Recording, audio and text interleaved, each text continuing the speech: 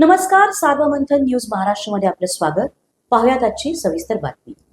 अहिल्यानगर जिल्ह्याला जीवनदायी ठरलेल्या मुळा धरणावर फिरण्यासाठी आलेल्या मित्रांच्या सहलीवर दुर्दैवाचे सावट पडत एका तरुणाचा मुळा धरणाच्या पाण्यात बुडून मृत्यू झाल्याची हृदयद्रावक घटना शनिवारी दिनांक 8 मार्च दुपारी घडली. या घटनेमुळे परिसरात हळहळ व्यक्त होत आहे. अहिल्यानगर येथील बालिका आश्रम रोड परिसरातील मयूर लाला कांबळे, नैतिक सोनटके, रोहित कांबळे, विनय खिस्ती व आकाश प्रभू हे 5 मित्र शनिवारी दुपारी सुमारे 3:30 वाजण्याच्या सुमारास राहुरी येथील मुळा धरण परिसरात फिरण्यासाठी आले होते. धरणाच्या रम्य परिसरात पोहोचल्यानंतर मयूर कांबळे व नैतिक सोनटके यांना पाण्यात पोहण्याचा मोह आवरला नाही. ते दोघे चमेली गेस्ट हाऊसच्या पाठीमागील बाजूस पीर बाबा दर्ग्याजवळील धरणाच्या पाण्यात उतरले.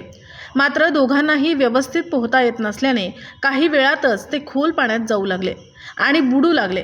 घाबरलेल्या अवस्थेत त्यांनी आरडाओरडा केल्याने परिसरातील नागरिकांचे लक्ष वेधले गेले.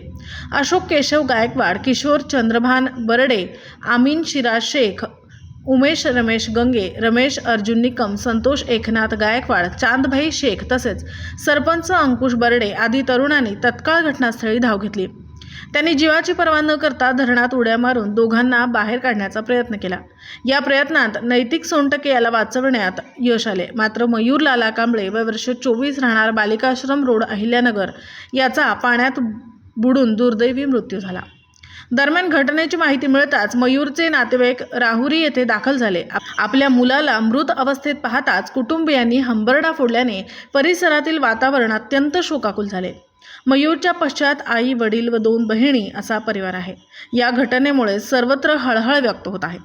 सार्वमंथन न्यूज महाराष्ट्र, राहुरी, अहिल्यानगर. सार्वमंथन न्यूज महाराष्ट्राला लाईक करा, शेअर करा, सबस्क्राईब करा.